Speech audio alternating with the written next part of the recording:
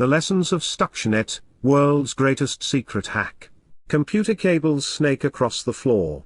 Cryptic flowcharts are scrawled across various whiteboards adorning the walls. A life-size Batman doll stands in the hall. This office might seem no different than any other geeky workplace, but in fact it's the front line of a war, a cyber war, where most battles play out not in remote jungles or deserts but in suburban office parks like this one.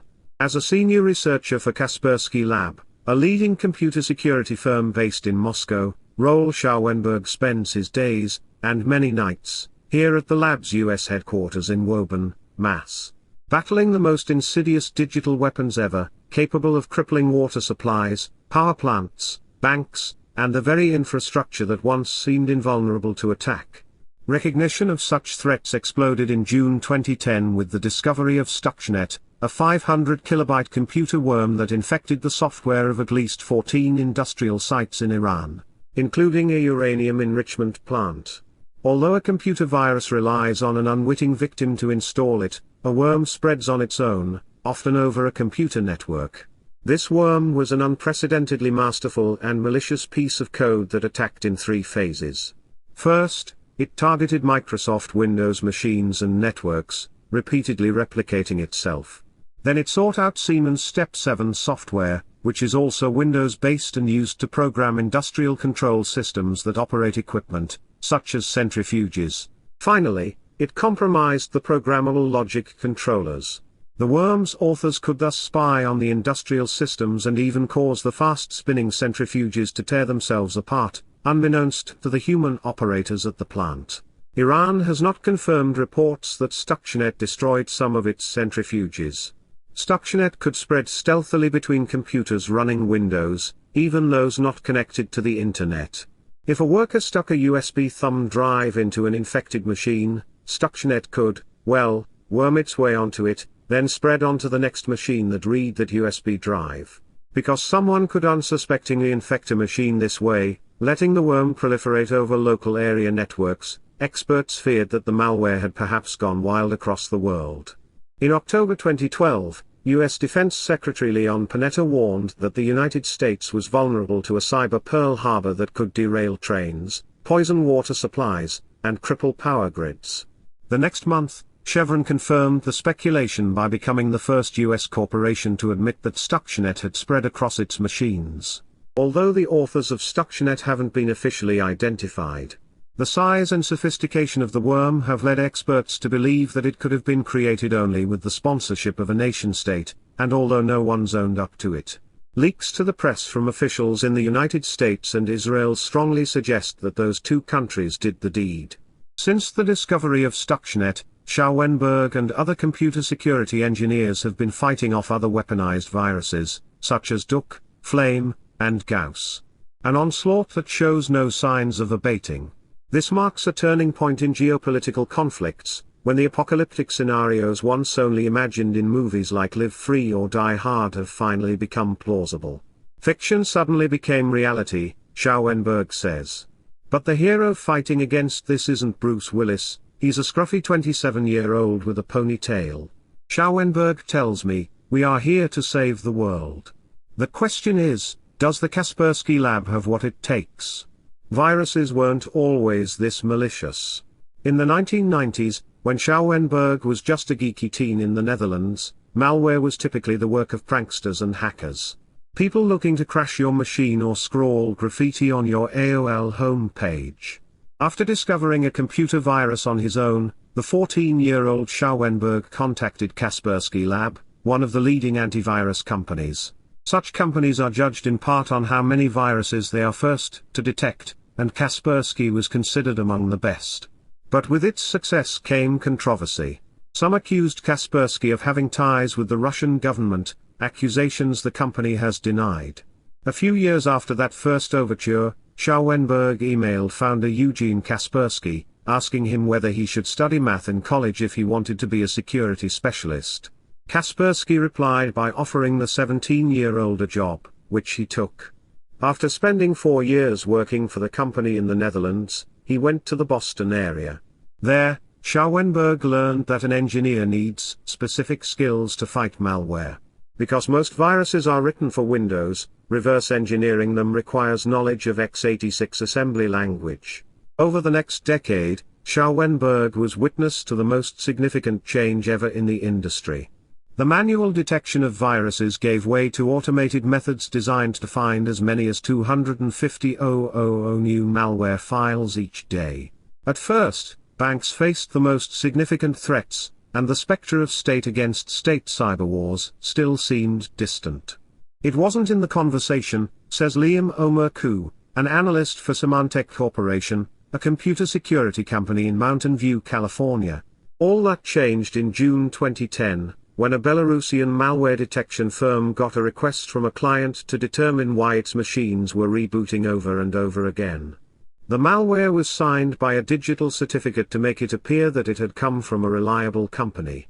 This feat caught the attention of the antivirus community, whose automated detection programs couldn't handle such a threat. This was the first sighting of Stuxnet in the wild. The danger posed by forged signatures was so frightening that computer security specialists began quietly sharing their findings over email and on private online forums. That's not unusual. Information sharing, in the computer security industry, can only be categorized as extraordinary, adds Mikko H. Hyponen, Chief Research Officer for F-Secure, a security firm in Helsinki, Finland. I can't think of any other IT sector where there is such extensive cooperation between competitors. Still, companies do compete, for example, to be the first to identify a key feature of a cyber weapon and then cash in on the public relations boon that results. Before they knew what targets Stuxnet had been designed to go after, the researchers at Kaspersky and other security firms began reverse engineering the code, picking up clues along the way. The number of infections, the fraction of infections in Iran, and the references to Siemens industrial programs, which are used at power plants. Schauenberg was most impressed by Stuxnet's having performed not just 1 but 4 zero-day exploits, hacks that take advantage of vulnerabilities previously unknown to the white hat community. It's not just a groundbreaking number, they all complement each other beautifully, he says. The LNK, a file shortcut in Microsoft Windows, vulnerabilities used to spread via USB sticks. The shared print spool of vulnerabilities used to spread in networks with shared printers, which is extremely common in internet connection sharing networks. The other two vulnerabilities have to do with privilege escalation, designed to gain system-level privileges even when computers have been thoroughly locked down. It's just brilliantly executed. Schauenberg and his colleagues at Kaspersky soon concluded that the code was too sophisticated to be the brainchild of a ragtag group of black hat hackers. Schauenberg believes that a team of 10 people would have needed at least 2 or 3 years to create it. The question was, who was responsible? It soon became clear, in the code itself as well as from field reports, that Stuxnet had been specifically designed to subvert Siemens systems running centrifuges in Iran's nuclear enrichment program. The Kaspersky analysts then realized that financial gain had not been the objective. It was a politically motivated attack. At that point there was no doubt that this was nation-state sponsored, Schauenberg says. This phenomenon caught most computer security specialists by surprise. We're all engineers here. We look at code, says Symantec's Omerku. This was the first real threat we've seen where it had real-world political ramifications.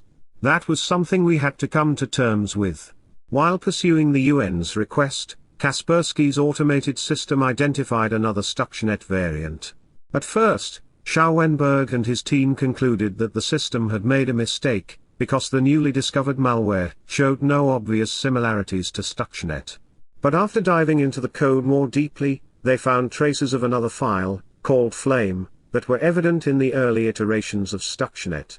At first, Flame and Stuxnet had been considered totally independent, but now the researchers realized that Flame was actually a precursor to Stuxnet that had somehow gone undetected. Flame was 20 megabytes in total, or some 40 times as big as Stuxnet. Security specialists realized, as Schauenberg puts it, that this could be nation-state again. To analyze Flame, Kaspersky used a technique it calls the sinkhole. This entailed taking control of Flame's command and control server domain so that when Flame tried to communicate with the server in its home base, It actually sent information to Kaspersky's server instead. It was difficult to determine who owned Flame's servers. With all the available stolen credit cards and internet proxies, Schauenberg says, it's really quite easy for attackers to become invisible. While Stuxnet was meant to destroy things, Flame's purpose was merely to spy on people. Spread over USB sticks, it could infect printers shared over the same network. Once Flame had compromised a machine, it could stealthily search for keywords on top-secret PDF files, then make and transmit a summary of the document, all without being detected. Indeed, Flame's designers went to great lengths to avoid detection by security software, says Schauenberg. He offers an example. Flame didn't simply transmit the information it harvested all at once to its command and control server, because network managers might notice that sudden outflow. Data's sent off in smaller chunks to avoid hogging available bandwidth for too long, he says. Most impressively, Flame could exchange data with any Bluetooth-enabled device.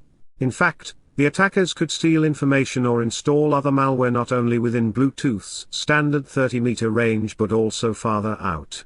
A Bluetooth rifle, a directional antenna linked to a Bluetooth-enabled computer, plans for which are readily available online, could do the job from nearly 2 kilometers away. But the most worrisome thing about Flame was how it got onto machines in the first place, via an update to the Windows 7 operating system. A user would think she was simply downloading a legitimate patch from Microsoft, only to install Flame instead. Flame spreading through Windows updates is more significant than Flame itself, says Schauenberg, who estimates that there are perhaps only 10 programmers in the world capable of engineering such behavior. It's a technical feat that's nothing short of amazing, because it broke world-class encryption, says F-Secure's Hyponen. You need a supercomputer and loads of scientists to do this. If the U.S. government was indeed behind the worm, this circumvention of Microsoft's encryption could create some tension between the company and its largest customer, the Feds. I'm guessing Microsoft had a phone call between Bill Gates, Steve Ballmer, and Barack Obama, says Hyponen. I would have liked to listen to that call. While reverse engineering Flame, Schauenberg and his team fine-tuned their similarity algorithms, essentially, their detection code, to search for variants built on the same platform. In July, they found Gauss. Its purpose, too, was cyber surveillance. Carried from one computer to another on a USB stick, Gauss would steal files and gather passwords, targeting Lebanese bank credentials for unknown reasons. Experts speculate that this was either to monitor transactions or siphon money from certain accounts. The USB module grabs information from the system, next, to the encrypted payload, and stores this information on the USB stick itself, Schauenberg explains. When this USB stick is then inserted into a Gauss-infected machine, Gauss grabs the gathered data from the USB stick and sends it to the command and control server. Just as Kaspersky's engineers were tricking Gauss into communicating with their own servers, those very servers suddenly went down, leading the engineers to think that the malware's authors were quickly covering their tracks. Kaspersky had already gathered enough information to protect its clients against Gauss, but the moment was chilling. We're not sure if we did something and the hackers were onto us, Schauenberg says. The implications of Flame and Stuxnet go beyond state-sponsored cyber attacks. Regular cybercriminals look at something that Stuxnet is doing and say, that's a great idea, let's copy that, Schauenberg says.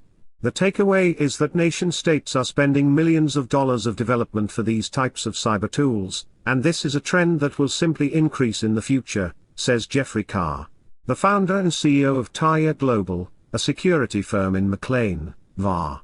Although Stuxnet may have temporarily slowed the enrichment program in Iran, it did not achieve its end goal. Whoever spent millions of dollars on Stuxnet, Flame, Duck, and so on, all that money is sort of wasted. That malware is now out in the public spaces and can be reverse engineered, says Carr. Hackers can simply reuse specific components and technology available online for their own attacks. Criminals might use cyber espionage to, say, steal customer data from a bank or simply wreak havoc as part of an elaborate prank. There's a lot of talk about nations trying to attack us, but we are in a situation where we are vulnerable to an army of 14-year-olds who have 2 weeks training, says Schauenberg. The vulnerability is great, particularly that of industrial machines. All it takes is the right Google search terms to find a way into the systems of US water utilities, for instance. What we see is that a lot of industrial control systems are hooked up to the internet, says Schauenberg, and they don't change the default password. So if you know the right keywords you can find these control panels. Companies have been slow to invest the resources required to update industrial controls. Kaspersky has found critical infrastructure companies running 30-year-old operating systems. In Washington, politicians have been calling for laws to require such companies to maintain better security practices. One cybersecurity bill, however, was stymied in August on the grounds that it would be too costly for businesses. To fully provide the necessary protection in our democracy, cybersecurity must be passed by the Congress, Panetta recently said. Without it, we are and we will be vulnerable.